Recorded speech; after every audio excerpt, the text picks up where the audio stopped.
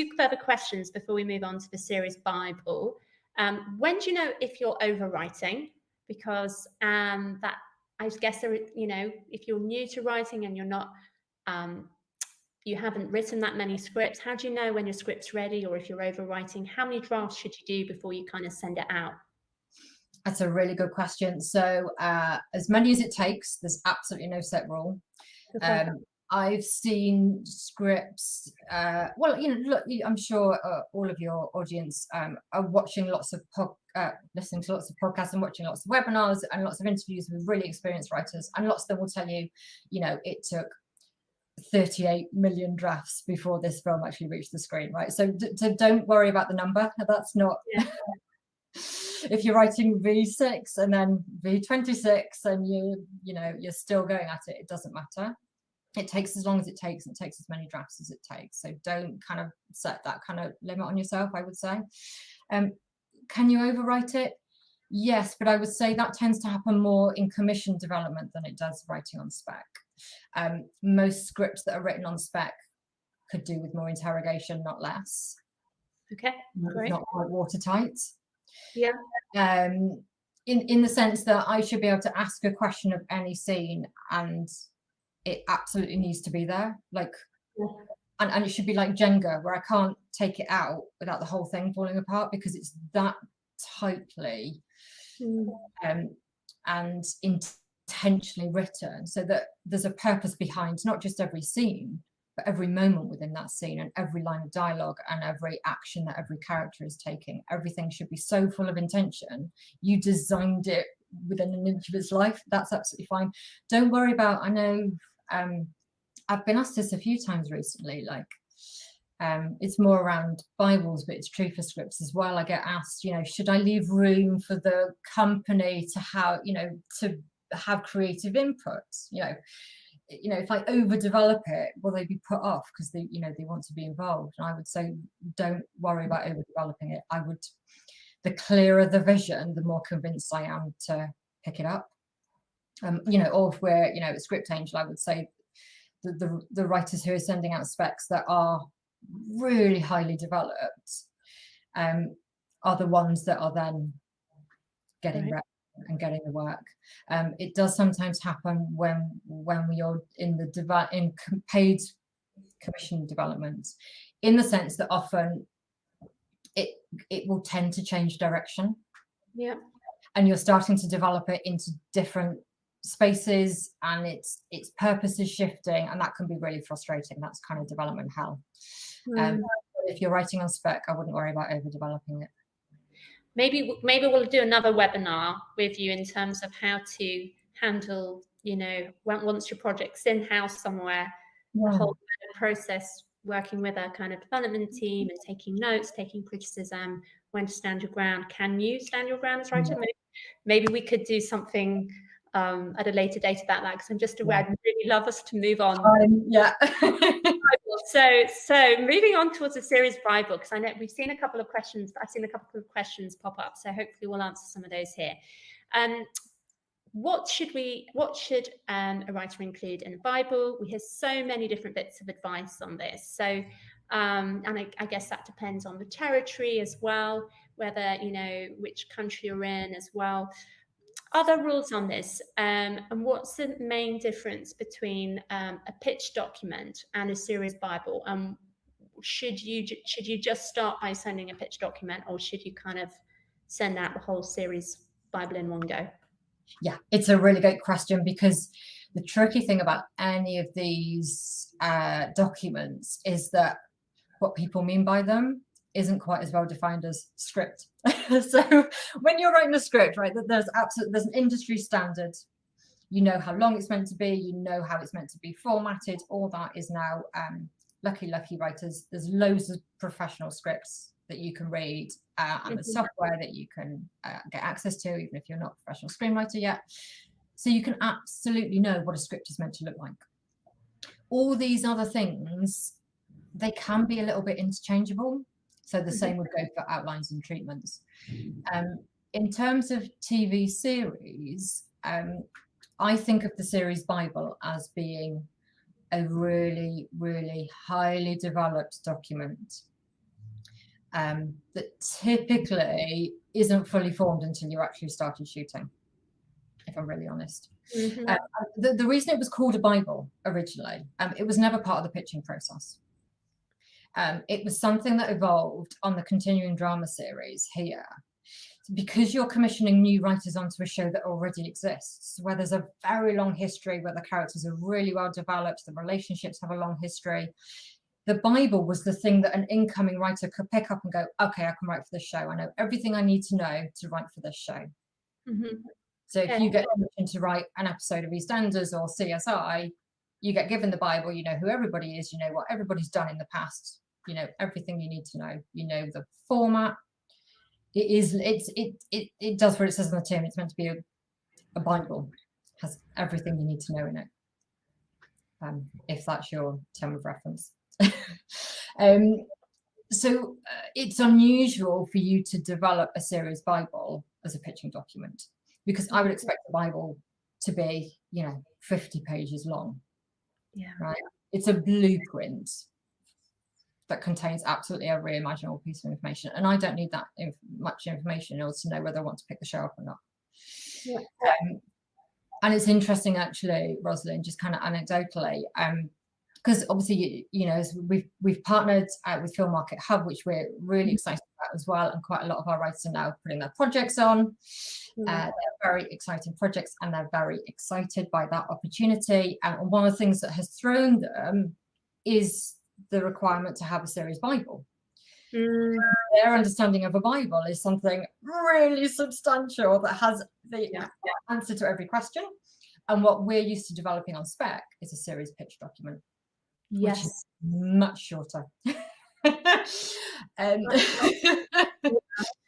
And I guess from new production companies, they're not going to read a 50-page document and probably put them off. They just actually want to read a 2-page or 3-page pitch that grabs their attention.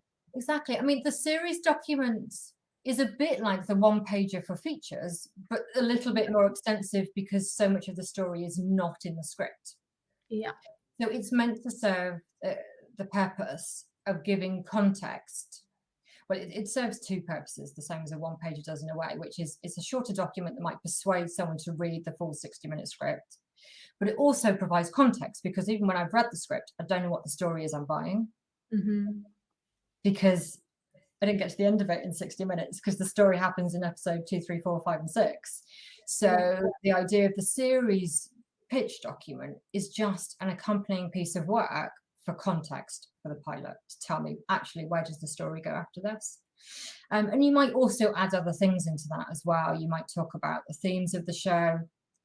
You might give some character biographies, especially if there's characters who come in later in the series that are significant that you won't have encountered in reading the pilot. You might talk, you might put a creative statement in there, why you've written the show, what it's important, why it's important to you. I want to know the format. Do you intend the pilot to be one of 6 or one of 20, or is there a plan for series 2 and 3? So it's all that kind of additional information that the pilot on its own won't give me. But that's what it needs to do, and it needs to do it as succinctly as possible. 2 pages is fine. It's definitely worth having a 2 to 3 page version. So for projects, for example, that we're picking up at Studio 21, what they will have sent in to the script comp would have been something that was about 2 to 3 pages. For the projects we're now taking onto the slate and developing further, ready to take to broadcasters and platforms, we will need something more substantial than that.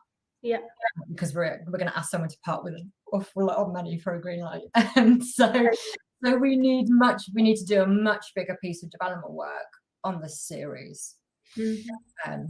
But that document will be much more substantial and closer to a Bible. But when you're writing on spec, you only need a couple of pages, really. Brilliant. That is so helpful. I think, but thank you for just clarifying that, because I think there is a lot of confusion, and I think it's different.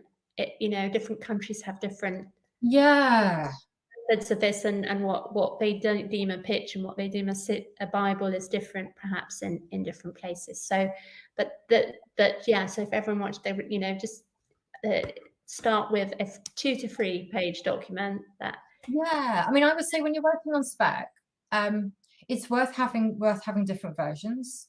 Hmm. It's a bit like, so when I I used to script edit on the brilliant Casualty, award-winning show, and very recently award-winning too. Yeah. And one of your jobs as a script editor is to write the synopses. Mm. And that means writing different versions of the episode story, ready for different publications. So you had to provide the press team with, you know, a 1-sentence version and a 3-sentence version and a short paragraph version and a long paragraph version and a 1-page version. So it's where, you know, at some point all of those things will be useful. So even if you've got, you know, a series pitch doc that runs to 10 pages, that's great. You know, hopefully, you know, you will make use of that at some point, but it's also worth having a shorter version up your sleeve. And it depends who's, you know, if someone's asking for it, or if a competition is asking you to submit it, they should tell you rough page count if they use a term like Yeah. Bible or pitch doc. Okay. They should say how many pages they're looking for.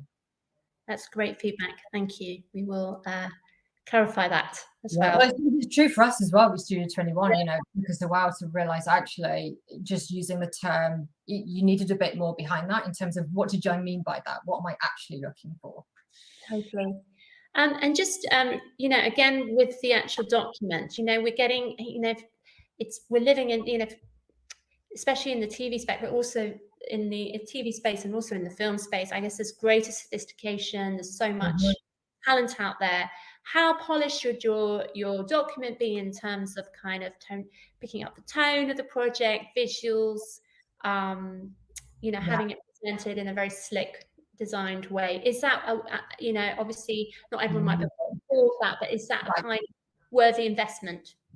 It's another really great question, Rosalind. I would say, in terms of an accompanying document to give context for the pilot, it can be just prose and really simple and only a couple of pages. It doesn't need a single image on there in the first instance. Right. That said, a lot of writers, you know, are creating with a mood board. You know, it's part of the visual development is a part of their development. They're not just developing words, they're developing images, and they're gathering images as they develop the show. I think if you're already working in that, if you use images as part of your process and you're comfortable with it, it absolutely does no harm to create a document that includes some images. Yeah. But if you're not and you don't worry about it. It's a bit like the question, you know, filmmakers get asked, or I get asked in the film space a bit about, you know, I've written a screenplay. Should I now go and produce a teaser or a short as proof of concept for the feature screenplay I've got? And my answer would always be, it depends how good a filmmaker you are, right? If you've written an amazing script, but you don't have the resources or the skills to produce an amazing visual representation of that in short form, don't do it, because you'll damage the chances of the script. If the script is better than the short you're going to produce, then don't go down the short road or the teaser road. It depends. The accompanying project has to be as good as you are as a screenwriter on the page. So play to your strengths and don't worry about it if imagery is not your thing. That's really, really good advice, because I've also worked in the scripted development space, and it is really interesting. You do get these really snazzy documents through that are absolutely amazing, and then you read the script and it's actually like doesn't quite live up to the document. And at the same time, you know, it really does, a really good presented pitch document, which looks stunning, does really hook you in. So, you know, it can work in. Yeah, and a lot of people now are talking about pitch decks. Which again is another pitching kind of document. But again, you don't need to be doing it on spec. It's something that a production company will probably develop in order to sell the show. Yeah, absolutely. Yeah. Fantastic.